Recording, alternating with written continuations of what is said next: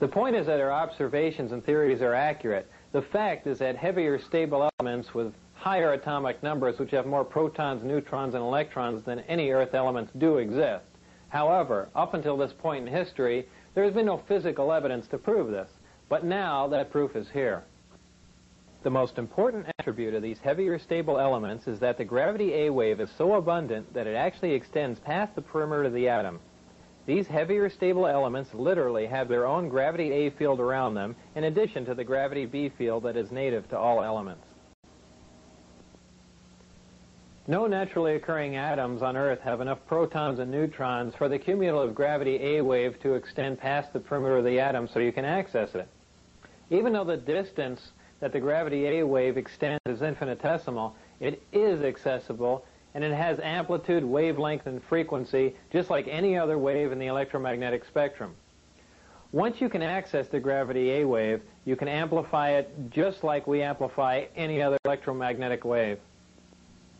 To demonstrate how a wave is amplified, we can use this oscilloscope, and as you can see, it graphically depicts the tone you hear as a wave.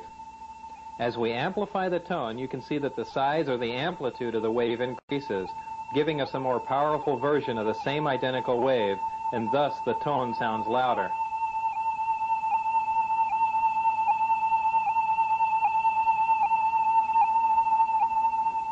In like manner, the gravity A wave is amplified and then focused on the desired destination to cause the space-time distortion required for space travel. This amplified gravity A wave is so powerful that the only naturally occurring source of gravity that can cause space-time to distort this much would be a black hole. This brings us back to our original question. How do you generate a gravitational field? You must have access to an element which is heavy enough for the gravity A wave to extend past the perimeter of the atom. Then you can access and amplify it for space-time distortion.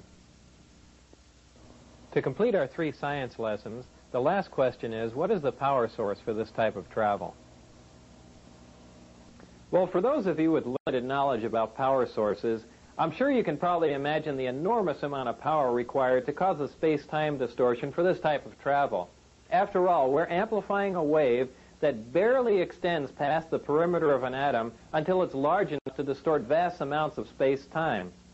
For those of you with extensive knowledge about power sources, I'm sure it's probably even more puzzling as to how it's possible to have a compact, lightweight, onboard power source that can provide this much power. For everyone to understand that, I need to further explain a couple of things we briefly touched upon in the last question. If you remember, I said that for the most part, we synthesize or create heavier elements in accelerators, and their stability decreases as their atomic number increases. So what does this all mean? Well, we synthesize these heavier, unstable elements by using more stable elements as targets in a particle accelerator. We then bombard the target element with various atomic and subatomic particles. At this point, transmutation occurs, making the target element a different, heavier element. This element now has a higher atomic number, as the atomic number simply indicates the number of protons in the nucleus of the atom. So this is what I mean when I say their atomic number increases. What does their stability decreases mean? The length of time which an element exists before it decays determines its stability. Atoms of some elements decay faster than atoms of other elements, so the faster an element decays, the more unstable that element is considered to be. When an atom decays, it releases or radiates subatomic particles and energy, which is the radiation that a Geiger counter detects. As you can see, this Geiger counter is detecting the radiation from this uranium, which literally means that the Geiger counter is sensing the subatomic particles which are being released or radiated as the uranium decays. Those elements in which nuclear radiation can be consistently detected are radioactive elements.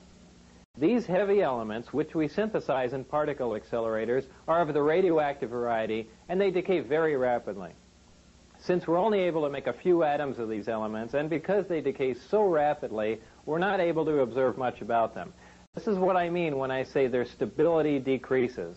However, there are elements with higher atomic numbers which are stable, even though they don't occur naturally on Earth, and we can synthesize them in particle accelerators.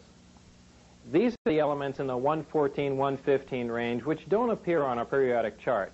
Beyond element 115, the elements become unstable again, And in fact, element 116 decays in fractions of a second. This finally brings us to the power source. The power source is a reactor which uses this element 115 as its fuel. In this reactor, element 115 is used as a target and is bombarded with protons in a small particle accelerator. When a proton plugs into the nucleus of an atom of 115, it increases its atomic number and becomes an atom of element 116, which, remember, decays instantly. What element 116 releases as it decays, or what it radiates, is antimatter. What is antimatter? Antimatter is the exact counterpart of matter, which has a charge and a spin that is in the opposite of all matter. When combined with any matter in our universe, antimatter reacts and completely converts to energy. And remember, the rapid conversion of matter to energy is what we generally call an explosion. To demonstrate the explosive power of antimatter, let's pick a random area where an atomic bomb might explode. Oh, let's say Iraq. And for demonstration purposes, let's say an atomic bomb would explode, for instance, in Baghdad.